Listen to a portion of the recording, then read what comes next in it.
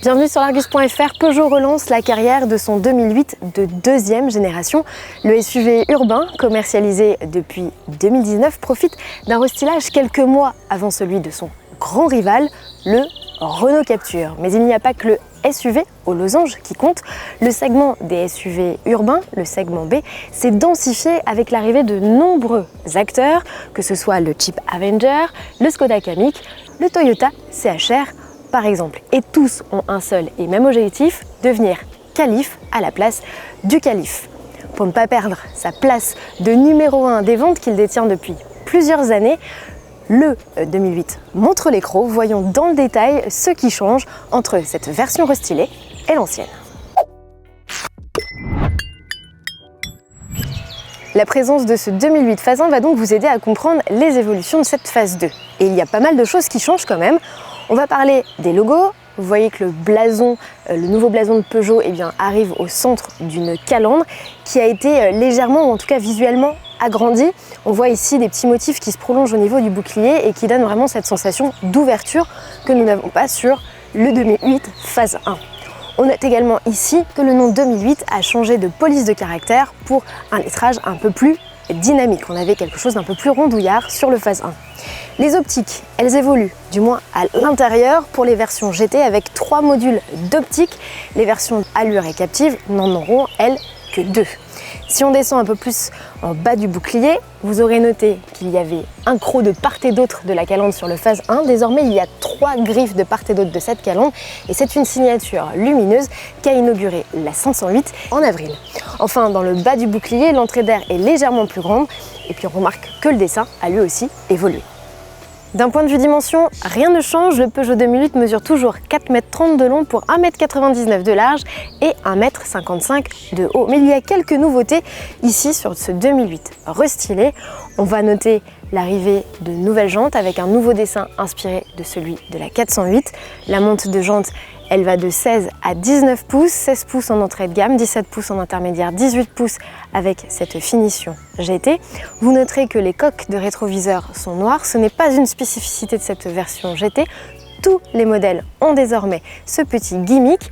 En revanche, le toit noir est lui une spécificité sur cette version haut de gamme.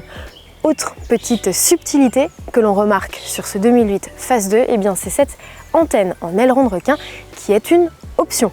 Enfin, la police stylisée, elle évolue également sur l'aile avec ce petit E nettement plus graphique que celui qui était positionné sur le 2008 phase 1. À l'arrière, les feux ne changent pas de forme, mais la signature lumineuse intérieure évolue avec ici des LED adoptant un motif horizontal.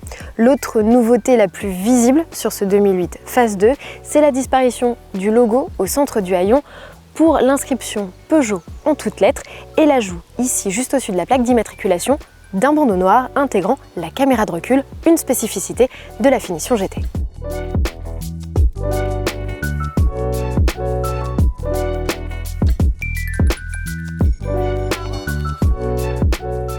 Le volume de coffre est inchangé. On retrouve sur le 2008, souvenez-vous de cette astucieuse petite solution qui permet de bloquer le plancher de coffre. On retrouve ici sur le modèle plancher de coffre qui est modulable sur 2 niveaux et puis en dessous un rangement qui permet de cacher les différents câbles de recharge ou bien le compresseur puisqu'il n'y a pas de roue de secours sur ces modèles. Le volume de coffre est toujours le même, donc de 434 litres sous tablette en version 5 places et jusqu'à environ 1500 litres une fois toutes les banquettes rabattues. Sous le capot du Peugeot 2008, aucun changement, on retrouve les mêmes motorisations, à savoir les 2 essences de 100 et 130 chevaux et le diesel de 130 chevaux également uniquement disponible avec la boîte EAT8. Mais la vraie nouveauté, elle se situe ici sous le capot de ce i2008 qui représente près de 2 ventes sur 10 en Europe. Ce i2008 phase 2 est équipé d'un moteur fabriqué par e-motors. Il développe 156 chevaux et est alimenté par une batterie de 54 kWh. C'est la même chaîne de traction que la i208. Pour comparaison, le 2008 phase 1 recevait lui un moteur de 136 chevaux associé à une batterie de seulement 50 kWh. La différence, c'est l'autonomie. L'ancien 2008 affichait une autonomie de 346 km, le nouveau en revendique 406. Ce i2008 dispose d'un chargeur embarqué de 7,4 kW et peut encaisser jusqu'à 100 kW sur les bornes en courant continu. Début 2024, le 2008 recevra un 1,2 litre de PureTech hybride 48 volts comme celui récemment inauguré par le 3008 et le 5008. Ce bloc de 136 chevaux se compose d'un petit moteur électrique synchrone de 28 chevaux développé par e-Motors qui est implanté dans une boîte fournie par Punch Powertrain, une inédite boîte baptisée IDS C6 et à la clé donc pour ce modèle des émissions et des consommations en baisse de 15%. À bord du Peugeot 2008 restylé, les évolutions sont minimes. Le constructeur n'a pas fait évoluer son mobilier. On a toujours les écrans numériques derrière le volant pour les versions les plus hautes et cette dalle tactile qui est désormais de 10 pouces de série contre 7 par le passé. Peugeot a modifié l'interface de son logiciel pour plus de rapidité et aussi permettre d'ajouter des fonctionnalités. On a désormais des widgets qu'il est possible, comme sur son smartphone, d'ajouter et de déplacer comme bon vous semble. On remarque également que la navigation occupe désormais toute la dalle d'affichage et non plus seulement un petit écran de 7 pouces, un grief qu'on a relativement fait souvent par le passé.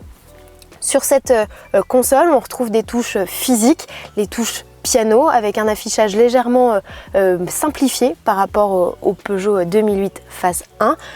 On gagne de nouvelles selleries avec des inserts en alcantara et des surpiqûres de couleur jaune comme celle de la 508 PSE.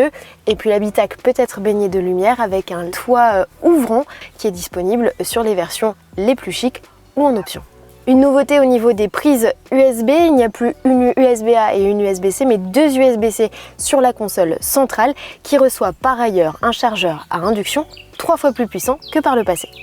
L'habitabilité à bord du 2008 n'a pas changé, on a toujours de l'espace aux jambes, aux coudes ou encore à la tête. Il fait partie des références du segment des SUV urbains.